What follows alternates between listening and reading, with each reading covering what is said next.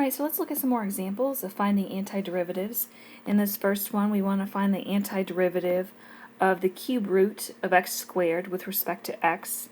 So here what I'm going to do is rewrite this as the integral of x to the 2/3 with respect to x. So if I express the cube root as a 1/3 exponent, 2 times 1/3 is going to give us 2/3 as the exponent. And the reason I'm doing this is so that we can now use the power rule when we find the antiderivative. So in using the power rule, we're going to add 1 to the exponent. So 2/3 plus 1. And then out in front, we're dividing by the exponent plus 1. So 2/3 plus 1. And then we need to remember our constant, c. So here what we have, so 2/3 plus 1 is going to be 5/3. So we have 1 over 5/3 x to the 5/3, since 2/3 plus 1 is 5/3, plus our constant c. So finally, writing the 1 over 5/3, flipping and multiplying, we get 3/5 x to the 5/3 in the exponent plus our constant c. And there's our antiderivative. Alright, in the next example we want to find the antiderivative of a sum here. We have 2 over x cubed plus 5 over x with respect to x. And with our sum difference rules, we can break this up into two integrals here. So we have the integral of 2 over x cubed dx plus the integral of 5 over x dx. Now I want to point out here that we have some constants. We have a constant of 2 and we also have a constant of 5. One of the things that we can do with those is we can just kind of pull those out front of the integral sign, similar to what we do when we take derivatives. We can kind of carry those constants along with us. Same thing applies when we're finding antiderivatives. We can just kind of carry those constants along with us. So I'm going to pull those constants out in front of the integral sign. So pulling the 2 out in front, the integral of, and then instead of writing this as 1 over x cubed, I'm going to bring the x cubed to the numerator and make it a negative exponent, dx. That way I can apply the power rule. And then plus, I'm going to bring our constant 5 out in front of the integral sign, and I'm going to have 1 over x dx. Now the reason that I did not bring the x to the numerator is because in this case our exponent is a -1. And keep in mind we can't use the power rule when n is a -1. Alright, so now taking the antiderivative, we have 2 times, and then applying the power rule, we're going to add 1 to the exponent. So we have a -3 plus 1. And then out in front here, we're going to be dividing by our exponent plus 1. Alright, then we have a plus 5, and then the antiderivative of 1 over x. And here, we don't know whether x is positive or not. So when we take the antiderivative of 1 over x, it is natural log of x. And just to be safe, since we don't know whether x is positive, we're taking the natural log of absolute value of x. And then plus our constant c.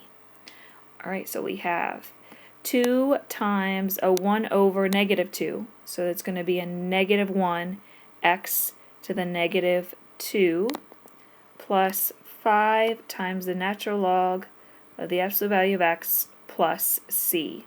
So there's our antiderivative, and if you want to get rid of that -2 in the exponent, we could write this as a -1 over x squared, making it a +2, plus 5 times the natural log of the absolute value of x plus c.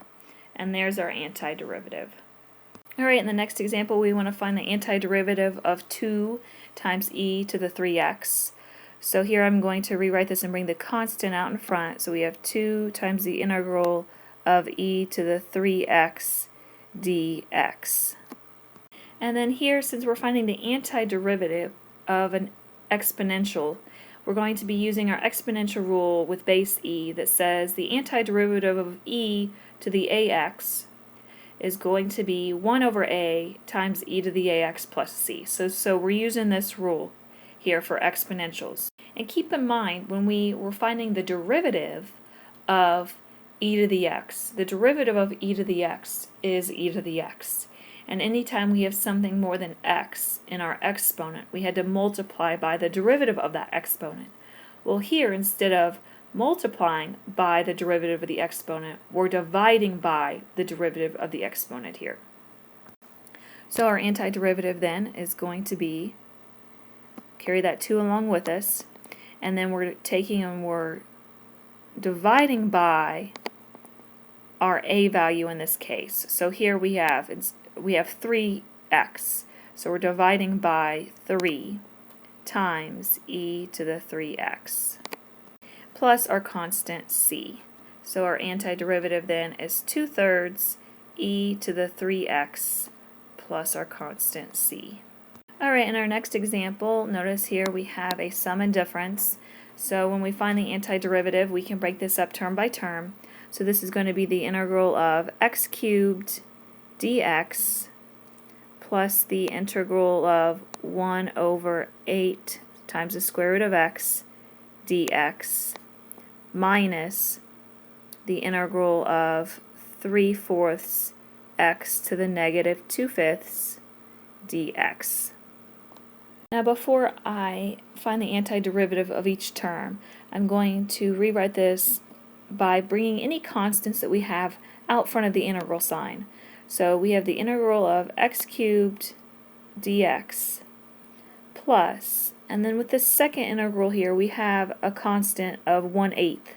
So I'm going to bring the 1/8 out in front, the integral of, now I'm going to bring the square root of x from the denominator up to the numerator, which is going to make it a negative exponent, so a negative 1/2 exponent dx.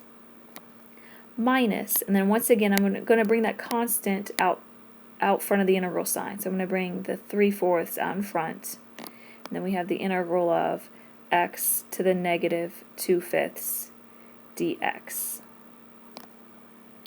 Alright, so now I can apply the power rule when finding the antiderivative of each of these integrals. So in the first one here, adding 1 to the exponent, so 3 plus 1 is going to give us a 4, and then dividing by that exponent, plus 1 out in front. Plus, then we have the 1/8. We're going to be adding 1 to the exponent and also dividing by that exponent plus 1 out in front. So x to the negative 1/2 plus 1. And then the next one here, a minus 3/4. And once again, out in front, we're taking the exponent negative 2/5 and adding 1.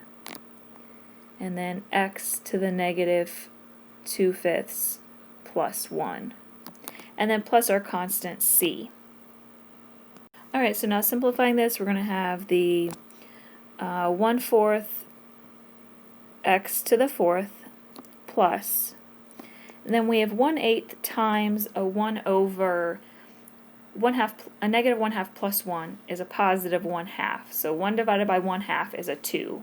So 1/8 times 2 is going to be a 1/4 x to the positive 1/2 minus a 3/4 times a 1 over, and then a negative 2/5 plus 1. So a negative 2/5 plus 5/5 is 3/5. So 1 divided by 3/5 is going to be 5/3 x to the 3/5 plus our constant. So we end up with a 1/4 x to the 4th plus 1/4 x to the 1/2, and then a minus 3/4 times 5/3 gives us 5 over 4 x to the 3/5 plus our constant c.